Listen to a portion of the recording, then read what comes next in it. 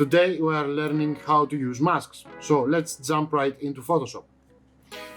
Okay, I have already imported my photos and I have color correct them, and I'm gonna open them. Okay, as you can see, I have my 3 photos right here, 1, 2, 3, and I'm gonna grab the first photo, which is this one, Ctrl J or Command J to duplicate that, V to select my move tool, and drag and drop to my base image.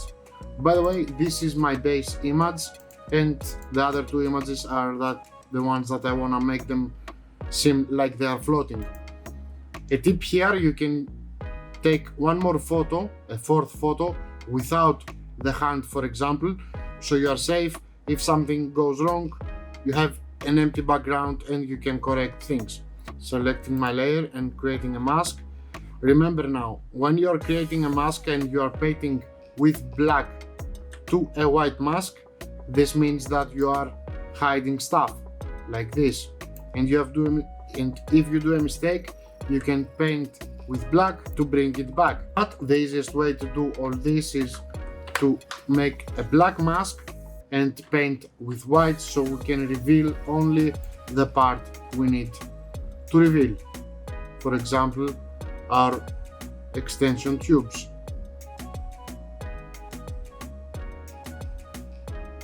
Like so, and now I'm gonna paint with black in a black mask so I can hide things.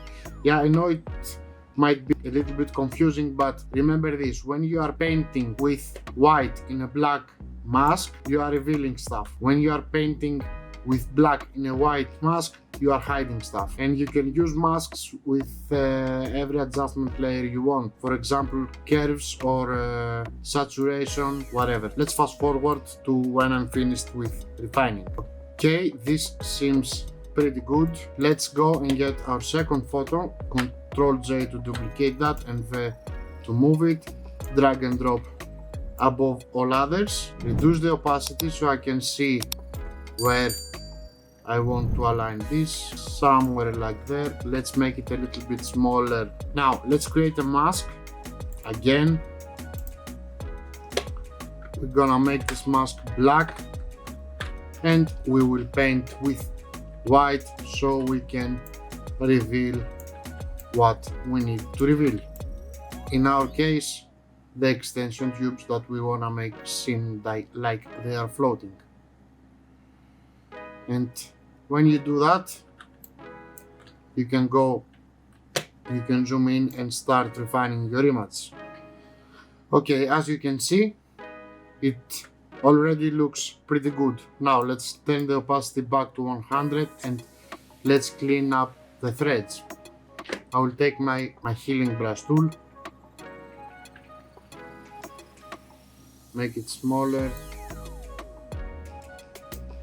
and of course you need to create a new layer for this to work.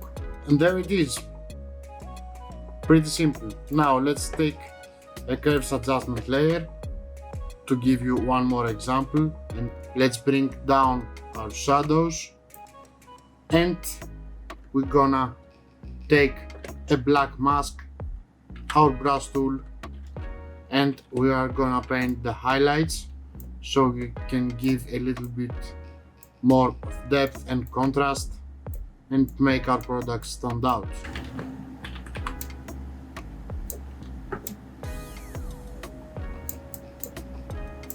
Doesn't need too much.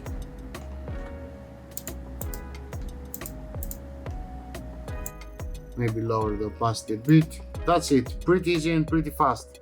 You can use the masks with every adjustment layer, and remember, when you are painting with white in a black mask, you are hiding stuff. When you are painting with black in a white mask, you are revealing stuff.